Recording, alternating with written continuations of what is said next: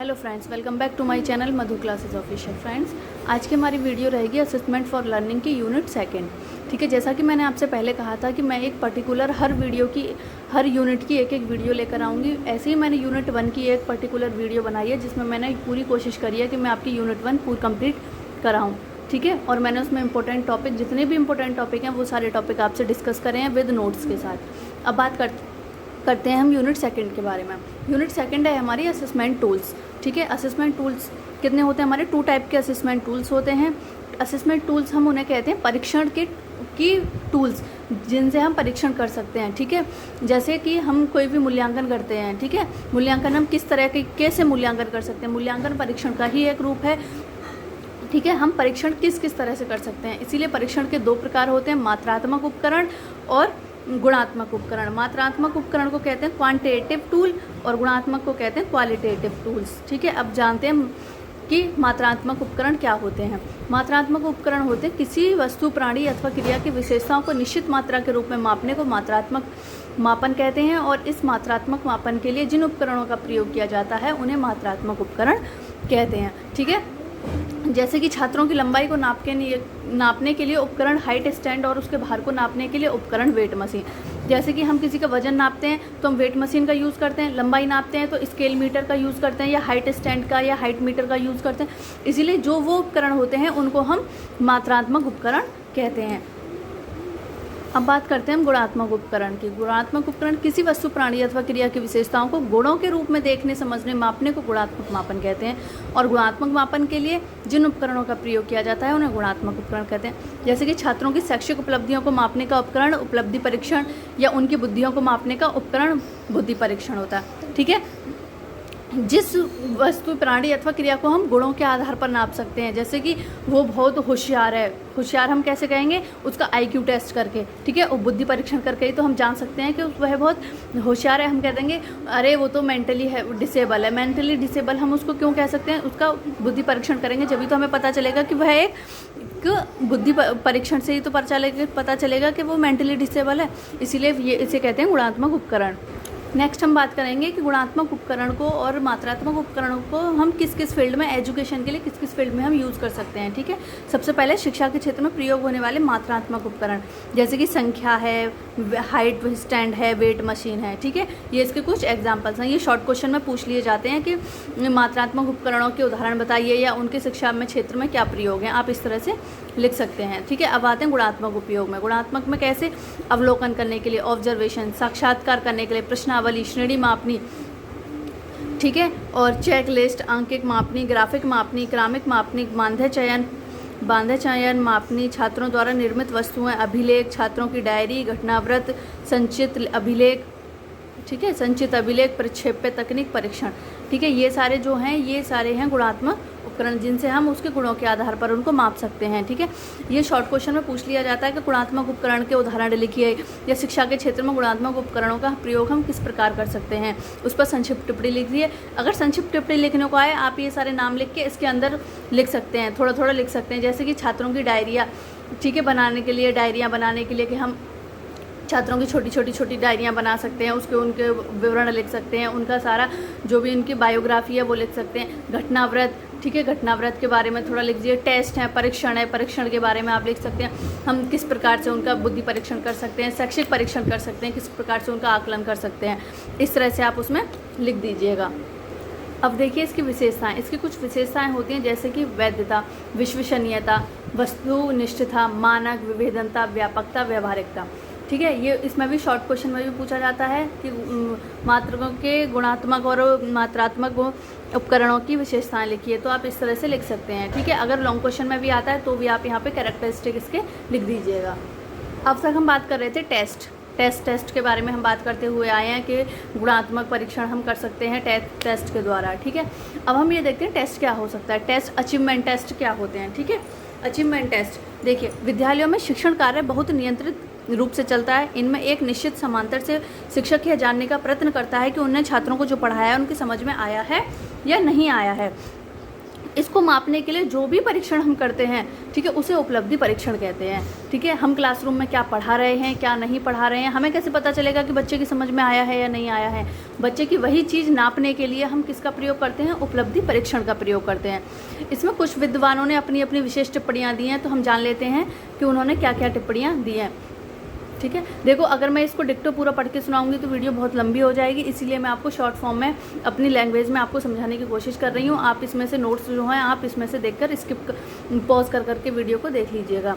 देखिए, ईवेल के शब्दों में उपलब्धि परीक्षण वह है जो किसी छात्र के द्वारा अर्जित ज्ञान या कौशलों की निपुणता का मापन करने के लिए बनाया जाता है। ठीक है, इसकी परीक्षा है छात्रों में विद्यालय विषयों के अध्ययन द्वारा होने वाले ज्ञानात्मक, क्रियात्मक, भावात्मक परिवर्तनों को मापने के लिए जो परीक्षण तैयार किया जाता है उन्हें उपलब्धि परीक्षण कहते हैं। देखिए, जैसे बच्चा स्कूल में जाता है, उसके अंदर देखो ज्ञानात्मक परिवर्तन भी आएगा, क्रियात्मक खेल कूद करेगा तो क्रियात्मक भी आएगा, भावात्मक भी होगा, ठीक है, वो इमोशनल टच भी होगा, सारे तरह के उसके अंदर परिवर्तन आएंगे, कुछ उतार चढ़ाव भी आएंगे हर चीज़ में। तो उस चीज़ को नापने के लिए हम जो परीक्षण करते हैं उसे उपलब्धि परीक्षण कहते हैं। इंग्लिश में बोलते हैं अचीवमेंट टेस्ट कहते हैं। ठीक है, देखिए type of achievement test 2 type के होते हैं, टीचर मेड और स्टैंडर्डाइज। टीचर मेड एक शिक्षक द्वारा निर्मित और मानकीकृत। ठीक है, टीचर द्वारा निर्मित, हम इन दोनों को अलग अलग फॉर्म में दोनों को समझेंगे कि ये दोनों होते क्या हैं। ठीक है, सब उससे पहले हम देख लेते हैं कि उपलब्धि परीक्षण के उद्देश्य, कार्य और उपयोग। अगर उद्देश्य पूछा जाए तो भी आपको यही नोट डाउन करना है, कार्य पूछे जाएँ तो भी, उपयोग पूछे जाएँ तो भी, यही इसका सेम है। सबसे पहला है प्रवेश हेतु छात्रों के चयन में प्रयोग होता है। दूसरा, छात्रों का वर्गीकरण करने में, छात्रों को प्रोत्साहन करने में, छात्रों को कक्षोन्नति देने में, कक्षोन्नति मतलब प्रमोट करने में, एक क्लास से दूसरी क्लास में भेजने में, सार्वजनिक परीक्षणों एवं उनके परिणामों के आधार पर प्रमाण पत्र देने में, शैक्षिक समस्याओं के मूल्यांकन में, शिक्षकों के शिक्षण कार्य का मूल्यांकन करने में। ठीक है, उपलब्धि परीक्षण ऐसा ही नहीं है कि परीक्षण जो है बच्चों के लिए ही है उपलब्धि परीक्षण, इससे टीचर्स का भी क्राइटेरिया समझ में आता है कि टीचर ने क्या पढ़ाया है क्या नहीं पढ़ाया है, उसके लिए भी यह परीक्षण बहुत ही उपयोगी साबित हुआ है। अब हम देख लेते हैं कि उपलब्धि परीक्षणों का निर्माण कैसे किया जाता है। Constructive of achievement test. ठीक है, देखिए सबसे पहले देखते हैं उपलब्धि परीक्षण के निर्माण में निम्नलिखित 4 पद होते हैं। ठीक है, ये पूछा जाता है उपलब्धि परीक्षण के निर्माण में कितने पद होते हैं, 4 पद होते हैं। कौन कौन से, परीक्षण योजना, टेस्ट मतलब प्लानिंग करना, और देखिए दूसरा है, चलो हम पहले प्लानिंग करना देख लेते हैं कि हम प्लानिंग किस तरह से करते हैं। सर्वप्रथम परीक्षण का समय, अगर पूर्णांक निश्चित किए जाते हैं तो परीक्षण वस्तु का क्षेत्र में मापीय लक्षण, देखो मैं आपको शॉर्ट में बता देती हूँ कि टेस्ट की हमें सबसे पहले परीक्षण तैयार करना होता है, प्लानिंग। हम उसमें सबसे पहले हमको यूनिट डिवाइड करनी होती हैं, हमें बच्चों को कितनी कितनी यूनिट देनी है, यूनिट में हमको चैप्टर डिवाइड करने होते हैं कि हमने कौन कौन से चैप्टर देने हैं, चैप्टर में आपको टॉपिक डिवाइड करने होते हैं कि आपको कौन कौन से टॉपिक हैं, टॉपिकों की जांच करनी होती है। उसके लिए आपको एक ब्लूप्रिंट तैयार करना होता है। प्लानिंग के लिए क्या तैयार करना होता है, ब्लूप्रिंट। जब तक हम ब्लूप्रिंट तैयार नहीं करेंगे हम टेस्ट को अचीव नहीं कर सकते, हम ना ही उसको टेस्ट बना सकते हैं अचीवमेंट टेस्ट, ना ही उसको हम उसका कंस्ट्रक्शन कर सकते हैं। ठीक है, इसीलिए सबसे पहले हमको ब्लूप्रिंट बनाना होगा। ब्लूप्रिंट कैसे बनाते हैं, क्यों बनाते हैं, कब बनाते हैं, किस तरीके से बनाते हैं, उसके लिए मैं एक पर्टिकुलर वीडियो आपके लिए लेके आऊँगी, क्योंकि blueprint is the most important topic और वो हर बार 101% आया हुआ पेपर में कि ब्लूप्रिंट के बारे में एक ना एक क्वेश्चन जरूर पूछा जाता है। इसीलिए मैं ब्लूप्रिंट के बारे में आपको एक अलग से पर्टिकुलर वीडियो लेके आऊँगी और उसमें उसकी सारी डिटेल आपके साथ शेयर करूँगी। ठीक है, सबसे पहले हम ये देख लेते हैं, हमारी समझ में आया, टेस्ट को हम उसकी प्लानिंग करते हैं, उसके यूनिट डिवाइड करते हैं, उसके चैप्टर डिवाइड करते हैं, उसके टॉपिक डिवाइड करते हैं। ठीक है, और फिर उसके मार्क्स भी डिवाइड करते हैं कि ये हमारा इतने मार्क्स का है, ये टॉपिक हमारा 2 मार्क्स का है, इस टॉपिक से हमने ये क्वेश्चन लिया है, ये टॉपिक हमारा 1 मार्क्स का है, ये हमारा 4 मार्क्स का है। इसमें क्या होता है, सबसे पहले जब हम उसका योजना बना रहे होते हैं, प्लानिंग कर रहे होते हैं, तो हमको ये डिसाइड करना होता है कि हमको 5 क्वेश्चन MCQs बहुविकल्पीय देने हैं, फिर शॉर्ट क्वेश्चन देने हैं, ठीक है, फिर लॉन्ग क्वेश्चन देने, इस तरह से हमको सारी चीज़ें डिवाइड करनी होती है। ये 4 टाइप में प्लानिंग की जाती है हमारी। MCQs जिसको हम बहुविकल्पीय कहते हैं, वेरी शॉर्ट क्वेश्चन, ठीक है, शॉर्ट क्वेश्चन और लॉन्ग क्वेश्चन, ये हमारे 4 होते हैं जिसको हमने 4 पार्ट में हमको टेस्ट को डिवाइड करना होता है। देखिए इसके नोट्स कुछ इस प्रकार हैं, आप देख लीजिएगा। जो मैंने आपको समझाया है वही मैंने इसमें लिखने की कोशिश करी है। अगर मैं इसको डिक्टो पढ़ूंगी तो वीडियो बहुत लंबी हो जाएगी। ठीक है, आप देख लीजिएगा इसको। इसका कुछ उदाहरण है कि कक्षा 8 का इन्होंने टेस्ट किस तरह से बनाया है। ठीक है, और ये ब्लूप्रिंट के थ्रू बनाया है। ब्लूप्रिंट किस तरह से बनाना है वो मैं आपको नेक्स्ट वीडियो में बताऊंगी। देखिए आपको इसमें अंक डिसाइड करे हुए हैं, परसेंटेज भी डिसाइड किए हुए हैं। ठीक है।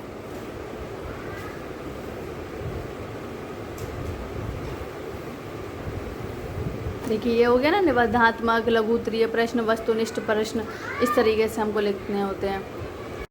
कितने प्रश्न दिए हमने, कितने मार्क्स के दिए, परसेंटेज कितनी हुई, इस तरह से जब हम ये सारी चीज़ें डिसाइड कर लेते हैं उसके बाद हम ब्लूप्रिंट तैयार करते हैं। कुछ इस तरीके से हम ब्लूप्रिंट तैयार करते हैं। देखिए आप देख सकते हैं, तो इस तरह से हम ब्लूप्रिंट तैयार करते हैं। ये हमको किस तरह से तैयार करना है, क्या करना है, ये मैं पर्टिकुलर एक वीडियो में आपको हर एक छोटी छोटी डिटेल सारी इसकी शेयर करूँगी कि ब्लूप्रिंट कैसे तैयार करना है। अभी आप इसमें से ये देख लीजिए कि इस तरीके से ब्लूप्रिंट बनाया गया है। ठीक है, ये होती है प्लानिंग, टेस्ट की प्लानिंग। ब्लूप्रिंट को हम टेस्ट की प्लानिंग के तहत रखते हैं। अब सेकंड पॉइंट होता है हमारा परीक्षण के प्रारंभिक रूप की रचना करना। ये हमारा दूसरा चरण है कि prelim draft of test, constructive the prelim draft of the test. विभिन्न प्रकार के प्रश्नों की रचना करते समय निम्नलिखित सावधानी, जो हमें सावधानी बरतनी चाहिए वो सारी इसमें सावधानियाँ लिखी हुई हैं। जैसे कि हमको अपनी भाषा, जो प्रश्नों की जो भाषा है वो बहुत सरल, इजी टू वे में क्वेश्चनों को पुटअप करने चाहिए हमको, और ऐसा पेपर बनाना चाहिए कि जिसमें जो 60% बच्चे हैं वो पेपर कर लें। ठीक है, ऐसा नहीं है कि हमने इतने हार्ड क्वेश्चन लिख दिए, इतनी हार्ड लैंग्वेज लिख दी जिससे बच्चा उसको देख ही नहीं पाए। ठीक है, इसीलिए जो पेपर है हमको इसके तहत इस तरीके से तैयार करना चाहिए कि इसको 60% बच्चे आसानी से कर लें। ठीक है, या 60% पेपर हम इजी टू वे में लेके चलते हैं और 40% पेपर हम ऐसा बनाते हैं जो बच्चे होशियार बच्चे होते हैं या जो जिन बच्चों ने बहुत ही तकनीकी से पढ़ाई करी हुई है वही बच्चे सॉल्व करें, जिन्होंने मन लगाकर पढ़ाई करी होती है। और सारे जो टेस्ट हैं हम उसको चरणों में डिवाइड करते हैं, जैसे कि लॉन्ग क्वेश्चन है, शॉर्ट क्वेश्चन है, वेरी शॉर्ट क्वेश्चन है, MCQs क्वेश्चन है, इस तरीके से। ठीक है, और हमको पहले इसमें तीसरी होती है कि हमको पहले ही उसमें निर्देश दे दिए, टेस्ट के निर्देश दे देने चाहिए कि इसमें कौन कौन से निर्देश हमने बच्चों के लिए दिए गए हैं, उसमें हमको सबसे पहले ही यह चीज़ लिख देनी चाहिए। ठीक है, देखिए सारी चीज़ें इसमें यही लिखी हुई हैं। परीक्षण बनाने के बाद उसे कई बार देखना चाहिए। ठीक है, उसको हमको ये चेक करना चाहिए कि उसमें कोई मिस्टेक हुई है या नहीं, उसके मापन में कोई मिस्टेक तो नहीं हुई, मार्क्स में कोई मिस्टेक तो नहीं हुई है, और हमारी जो रचना है प्रश्नों की वो सही प्रकार से हुई है या नहीं हुई है, या अधिक से अधिक वस्तुनिष्ठ प्रश्न, अधिक से अधिक MCQs प्रश्न रखने चाहिए, क्योंकि बच्चे अधिकतर MCQs जो प्रश्न होते हैं उसे ईजी टू वे में कर लेते हैं। थर्ड होती है हमारी परीक्षण का पुनर्निरीक्षण। ठीक है, हमको टेस्ट को दोबारा से रिव्यू करना चाहिए। ठीक है, कोई हमारी मिस्टेक तो नहीं है, त्रुटि है तो उसका सुझाव लेना चाहिए। ठीक है, त्रुटियों का उसको सुधारना चाहिए। ठीक है, जितनी भी हमारी त्रुटि हैं या जो भी हमने सुझाव लिए हैं उनको सुधारना चाहिए, उसमें संशोधन करना चाहिए। नेक्स्ट होता है टाइपिंग द टेस्ट, परीक्षण का टंकण। उसको जो हमने वो पेपर तैयार करा है, टेस्ट तैयार करा है, उसको हमको टाइप करना होता है। ठीक है, कि आपको बच्चों के सामने किस तरह से प्रेजेंट करना है। ठीक है, नेक्स्ट होता है हमारा स्टैंडर्डाइज। ठीक है, उपलब्धि परीक्षणों का मानकीकरण। मानकीकरण को भी हम, उसमें भी 4 चरण होते हैं। टेस्ट का कंस्ट्रक्शन करना। ठीक है, कंस्ट्रक्शन सेम वही है जिस तरह से हमने अचीवमेंट टेस्ट करा था, उसी तरह से इसका स्टैंडर्ड, बस उसको स्टैंडर्डाइज कर दिया जाता है। ठीक है, टेस्ट को क्या स्टैंडर्डाइज कर दिया जाता है, उसको निश्चित पदों में लिख दिया जाता है। जैसे कि पहला पद होता है कंस्ट्रक्शन ऑफ टेस्ट। टेस्ट का कंस्ट्रक्शन वही होता है, सबसे पहले हमको यूनिट डिसाइड करनी होती है कि हमको कितनी यूनिट देनी है, उसके बाद में हमको चैप्टर डिसाइड करने होते हैं, फिर टॉपिक डिसाइड करने होते हैं। इसमें क्या होता है कि इसके कुछ चरण होते हैं, जैसे कि होते हैं वैलिड, उसकी वैधता, विश्वसनीयता, वस्तुनिष्ठता, विभेदीकरण। ठीक है, इन सारी चीज़ों में उनको बनाया जाता है, मानक रूप में तैयार किया जाता है स्टैंडर्डाइज फॉर्म को। ठीक है, अचीवमेंट टेस्ट को। हाँ बताओ। देखो हो गया। इसी तरह से हमें प्लानिंग करनी चाहिए कि जो 70% बच्चे हैं वो पेपर को सॉल्व कर लें। जो उच्च स्तर के छात्र हैं वो 20% जो बचा है, 20% जो बचा है उसको वो हल कर लें। ठीक है, 20% बच्चे जो उच्च स्तर के बच्चे हैं प्रश्न उसको हल कर दें, बाकी के जो प्रश्न हैं उसको सभी बच्चे हल कर दें। हमको इस तरह के सब टेस्ट की प्लानिंग करनी चाहिए। दूसरा है हमको trying out prelim draft. Prelim draft मतलब जो कोई आपको सुझाव देता है, उसमें त्रुटि होती है, उसका संशोधन आपको सक्षमतापूर्वक करना चाहिए। ठीक है, दोषों की जानकारी लेनी चाहिए और कोई सुधार है उसमें करने के लिए तो वो सुधार हमको करना चाहिए। तीसरा पॉइंट आता है हमारा पद विश्लेषण। ठीक है, आइटम एनालाइज। ठीक है, हमको जो भी हमने पेपर बनाया है, जितने भी हमने प्रश्न बनाए हैं उसको हमको एनालाइज करना है। ठीक है, जो प्रश्न पूछे जाते हैं, जितने भी प्रश्न पूछे जाते हैं उनको हमको एनालाइज करना होता है। जैसे कि पद विश्लेषण का अर्थ होता है समझने के लिए सर्वप्रथम पद का अर्थ चाहिए। किसी परीक्षण में जो प्रश्न पूछे जाते हैं उसका परीक्षण के पद कहते हैं। और पद विश्लेषण से तात्पर्य है कि परीक्षण के प्रत्येक पद पर प्रत्येक प्रेतांकों का विश्लेषण करना वैधता या विश्वसनीयता के रूप में, उसको हम पद विश्लेषण कहते हैं। ठीक है, और उसका हमको जो टेस्ट हमने तैयार करा है उसका हमको पद विश्लेषण हम 2 प्रकार से कर सकते हैं। जैसे पदों का कठिनाई स्तर और विभेदन स्तर 2 प्रकार से कर सकते हैं। कठिनाई स्तर क्या होता है? कठिनाई स्तर ये होता है कि जिसमें हम जो प्रश्न होते हैं जो भी प्रश्न हमारे होते हैं 50% प्रश्न ऐसे होते हैं जिसे उच्च स्तर के जो विद्यार्थी हैं वही सॉल्व कर पाते हैं। ठीक है, इसीलिए जो वही कठिनाई स्तर होता है वह प्रश्नों का कठिनाई स्तर होता है। ठीक है, जो प्रश्न उच्च स्तर के छात्र सॉल्व कर दें। जैसे कि 50% तो हमको क्वेश्चन प्रश्न ऐसे ही डालने होते हैं जिसमें हम वो जो छात्र हैं उच्च स्तर के छात्र हैं वो हल कर रहे हैं, उसको हम कठिनाई स्तर कहते हैं। देखिए बस यही इसमें पूरे में लिखा हुआ है। ठीक है, देखिए ये है 30% से 70% के मध्य आने वाले पदों का चयन उपयुक्त होता है। ठीक है, पदों का कठिनाई स्तर कैसे ज्ञात कर सकते हैं हम? अलग अलग परिस्थितियों में सूत्र ज्ञात करने के लिए। देखिए जैसे कि कोई से भी कम वो हो सकते हैं, इसमें हम प्रश्न डाल सकते हैं उसके अकॉर्डिंग। जैसे कि पहला विधि होती है कठिनाई स्तर ज्ञात करने की सरलतम विधि अनुपात विधि होती है, जिसमें हम शुद्ध हल करने की छात्रों की संख्या को ज्ञात कर। पद विश्लेषण की प्रथम विधि का सूत्र होता है DL = R/L। जो DL है वो कठिनाई स्तर है, R जो है वो शुद्ध हल करने वाली छात्रों की संख्या है, N जो है कुल छात्रों की संख्या है। दूसरी विधि जो होती है वो बहुविकल्पीय प्रश्नों पर दी जाती है, जिसमें जो पूरा पेपर है टेस्ट हम बहुविकल्पीय के रूप में बनाते हैं। प्रथम विधि में हम प्रश्नों के थ्रू बनाते हैं, दूसरा जो होता है वो बहुविकल्पीय MCQs के थ्रू बनाते हैं। इसका फॉर्मूला होता है DL = R-W/K-1/N, जिसमें जो DL तो हमारा कठिनाई स्तर है, R जो है शुद्ध हल करने वाले छात्रों की संख्या, R कुल छात्रों की संख्या, W किसी पद को अशुद्ध हल करने की संख्या। ठीक है, K जो है पद अथवा प्रश्न के हल करने के में दिए गए विकल्पों की संख्या। ठीक है, तीसरी विधि हमारी होती है, इसमें हम दोनों तरह के प्रश्न रखते हैं, क्वेश्चन आंसर वाले भी बहुविकल्पीय भी दोनों रखते हैं। इसका जो सूत्र होगा वो होगा DL = R-W/K-1/N-N R, जहाँ पर जो NR है वो उन परीक्षार्थियों की संख्या है जो किसी पद पर चेष्टा रहित रहे हैं। मतलब इसमें जो बच्चे हैं वो पहुँचे ही नहीं हैं पेपर में। ठीक है, ऐसा नहीं है कि बच्चों ने दिए हैं नहीं दिए, इसमें ये जो बच्चे पहुँचे ही नहीं हैं। ये हमारी तीसरी विधि होती है जब हम टेस्टों का कैसे आंकलन कर सकते हैं। देखिए अब बात करते हैं विवेदन क्षमता की। किसी प्रश्न अथवा पद की विवेदन क्षमता यह बताती है कि प्रश्न किस सीमा तक कुल प्राप्तांकों के अनुरूप किसी गुण अथवा योग्यता के मापन करता है। ठीक है, उसे हम विवेदन क्षमता कहते हैं। विवेदन क्षमता यह बताती है, हमें 2 तरह की सीमाएं बताती है, उच्च उपलब्धि छात्रों के लिए और निम्न उपलब्धि छात्रों के लिए। जो छात्र प्रश्नों को अनुरूप रूप से उच्च स्तर पर हल कर सकते हैं उसे उच्च उपलब्धि परीक्षण कहते हैं, और वहाँ पर जो विवेदन क्षमता होगी वो 0 होगी। और जो हल नहीं कर सकते हैं वो निम्न उपलब्धि छात्रों की श्रेणी में आते हैं, और वहाँ विवेदन क्षमता 0 से बढ़कर होगी, वहाँ 0 नहीं होगी विवेदन क्षमता। वह घनात्मक उच्च होती है, जो विवेदन क्षमता होती है वो घनात्मक होती है। ठीक है, कुछ भी हो सकती है, घनात्मक वो उनके प्राप्तांकों पर निर्भर करती है। ये देखिए कुछ ये स्टेप्स होते हैं अचीवमेंट टेस्ट के, स्टैंडर्डाइज अचीवमेंट टेस्ट के। सबसे पहला होता है निबंधात्मक प्रश्नों का विश्लेषण, लघु उत्तरीय प्रश्नों का विश्लेषण, वस्तुनिष्ठ प्रश्नों का विश्लेषण, परीक्षण का मूल्यांकन करना, परीक्षण के अंतिम रूप की रचना करना, परीक्षण निर्देशिका तैयार करना।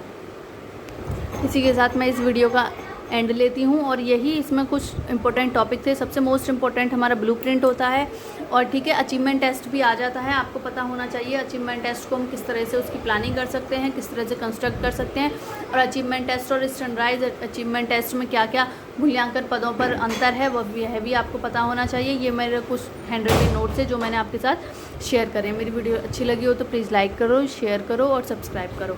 आगे मिलते हैं यूनिट 3 में नेक्स्ट वीडियो में। Thank you.